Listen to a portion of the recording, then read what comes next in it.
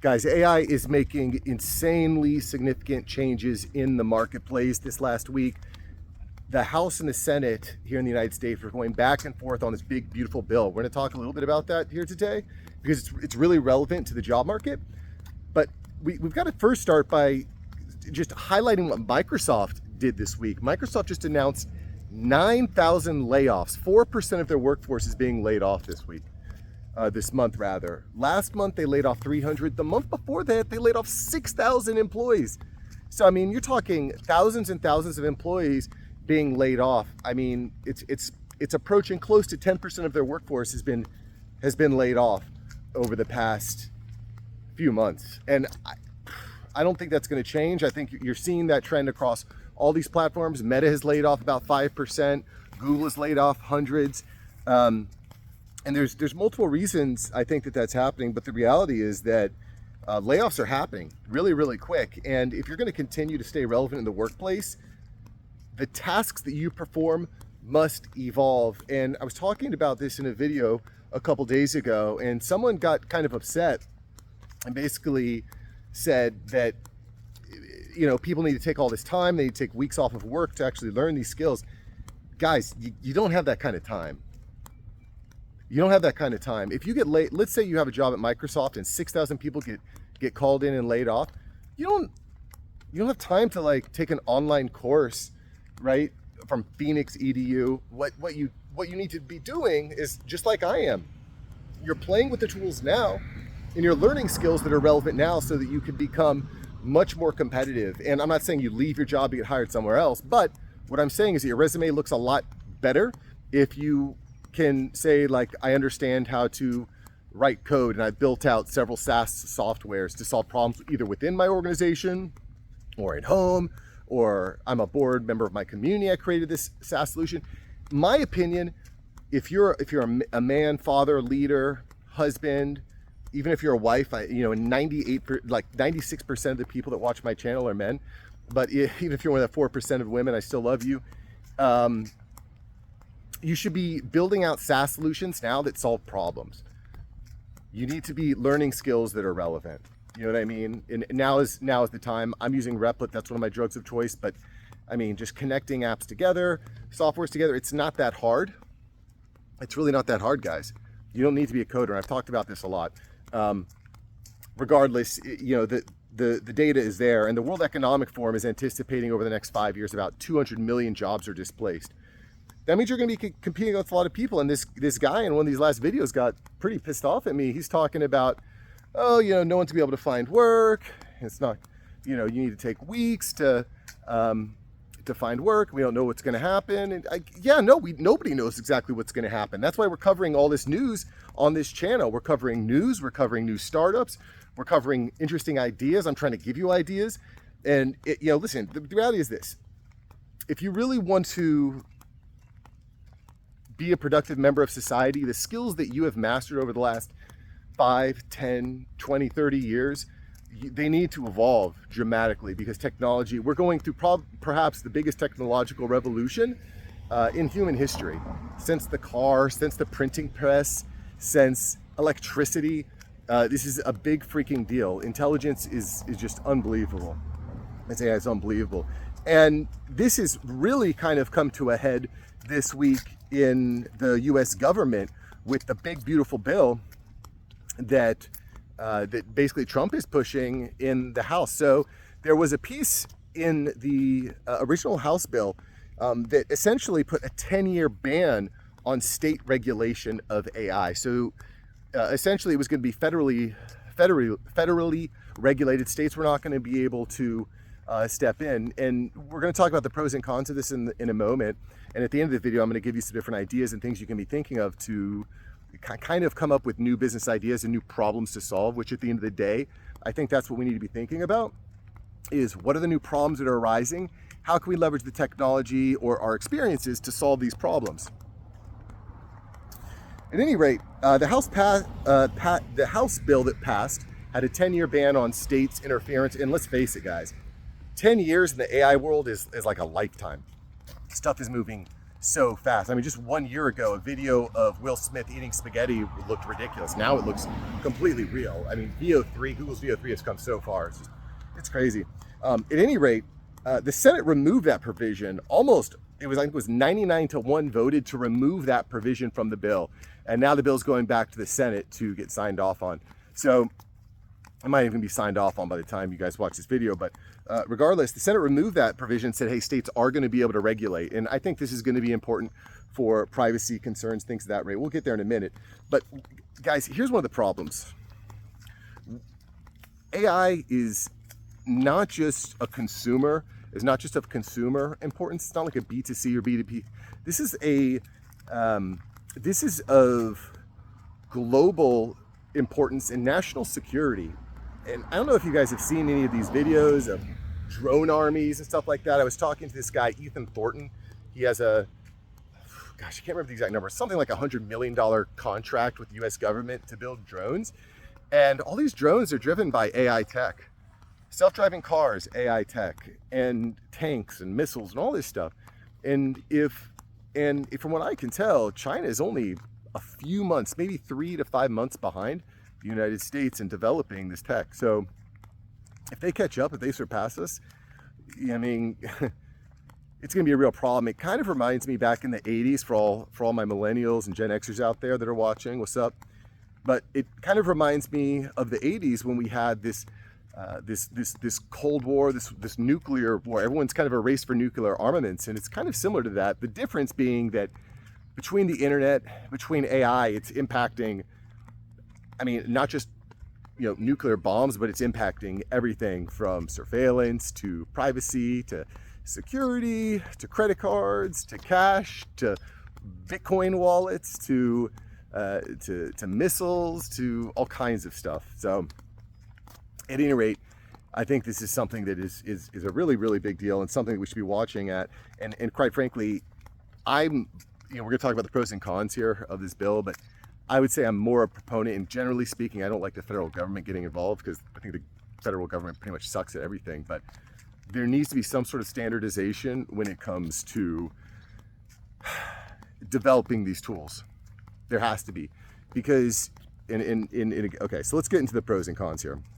So what are the pros of having this bill that protects AI companies and software companies from developing this tech? Basically, what is the benefit of having this federally regulated versus state regulated? So the first of which is it accelerates AI development. If every state, if every county, city, etc., has like a little specific rule about privacy and data collection and implementation and different traffic laws and stuff, like in every city and county, it's going to be almost impossible for any sort of AI startup to efficiently produce a solution, right? Because not only do they need to come up with the best solution, but they have to deal with all the nitpicky compliance in every single county across, and every single state across the United States. It makes it really, really difficult to actually develop these platforms. It also makes it much more difficult to support smaller startups, because, and this kind of piggybacks off the last idea, it's one thing for a company like Facebook or Meta or Google or X, IBM, etc. It's one thing for these big companies to develop AI solutions. They're going to have a lot more resources to deal with all the compliance on state levels. But small businesses are going to have a very, very difficult time. A very, very difficult time, because you might come up with a solution that works in Florida, but it doesn't work in New York, or it works in Alabama, but it doesn't work in Cali. So you're going to have issues there in developing, and that's kind of where my head is at personally, is how do small businesses, that we're developing, how can we actually create wealth? How can we create stability for our families? How can we create skills? It's going to be much more difficult to build up solutions and sell SaaS solutions if you're trying to stay compliant with all these different cities and states. So, at any rate, that's an issue there. A couple of the cons here is, there's a lack of accountability. So every state is different, and I think that's one of the things I am not a big government type of guy, like I'd mentioned. But I think there is going to be some lack of accountability if the states don't have the ability to create laws, because you could see hundreds of billions of dollars in lobbying going from big tech companies to government officials, getting things passed on a federal level that are not actually good for the everyday human like you and I. And it takes a lot of power and a lot of say and vote away from the states, and it moves it to the federal basis, which could be certainly manipulated by lobbyists spending tens of billions of dollars. It's just kind of absurd. There's a lot of consumer risks, and we've kind of touched on that. But we also have the issue of corporate dominance coming. All these I've kind of talked about. It's going to be really hard if you have a small startup with several thousand or $10,000 or even $100,000 in investment. Are you going to be able to compete against a company like Meta that has a $1.6 trillion market cap? You're not going to be able to compete. So you have one issue where the rich just start to accumulate all the wealth. And quite frankly, I'm not down with one of the solutions that you're starting to see become popular is more of a socialist or universal basic income type of solution, where these big companies just get taxed to hell, all the money is redistributed.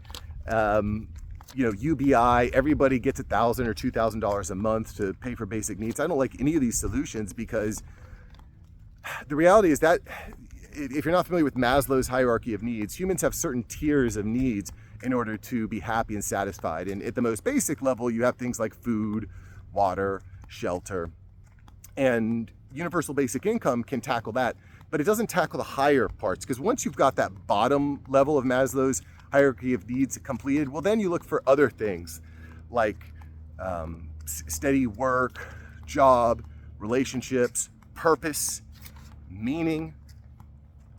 And a lot of people, what they end up doing is doing drugs or drinking or smoking and stuff like that doesn't actually help you. It hides the problem. I'm not going to go too far in the weeds onto that, but the reality is that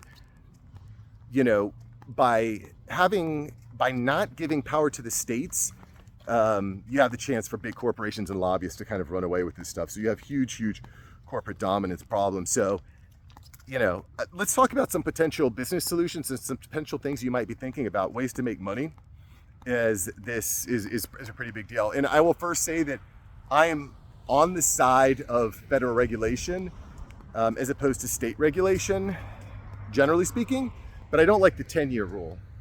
This stuff is moving way too fast, and we just don't know where the world's going to be in 10 years. And if you had said, hey, Mark, do you trust Zuckerberg and Bezos and Elon to build a better AI technocratic world over the next decade, I would say I don't know about that. I do want to give them some leeway to develop software and solutions quickly and effectively and efficiently, because if China ends up winning that race and has all the drones and all the robots and all the technology, we are not going to be able to compete, and they're going to eat our lunch. And that's no good either. So if I had to vote, I would say let's put some standard federal regulation in place for the next, we'll call it 3 years, and then we can defer back to figuring out if it's a state issue or a federal issue. But to be honest, I need to really read, study, really actually look into this, because this is, I think, unprecedented territory. At any rate, let's look at what this means for us now. What are some ways we can make money? So here's the deal, guys. If this is going to be a state issue, compliance becomes a huge deal, because if a company ends up building out a solution that works in their home state but doesn't work in another state, they could be fined and sued into oblivion. So this opens up a huge opportunity for compliance. So you might be a compliance consultant. You might develop a compliance software. You might develop some sort of intermediary. But the reality is, any company that wants to develop any sort of SaaS solution is going to be, and has any sort of reasonable funding behind them, is going to need to be compliant. And that becomes a huge option. And I mean, this could be anything. And you might, the riches are in the niches, guys. So you might focus on deep fakes, privacy, algorithm biases. There's a lot of potential solutions here, and I think we should be thinking about that. You could create virtual compliance audits, state regulatory guides and trainings. You could create SaaS solutions. There's a bunch of different ways that you might be able to solve this problem, but the reality is if every state is making its own laws, this is going to create a lot more complexity, a lot more expenses for these software programs, and that, my friends, is a place where you might be able to jump in and become some sort of consultant or develop some sort of solution there. So I think that's interesting.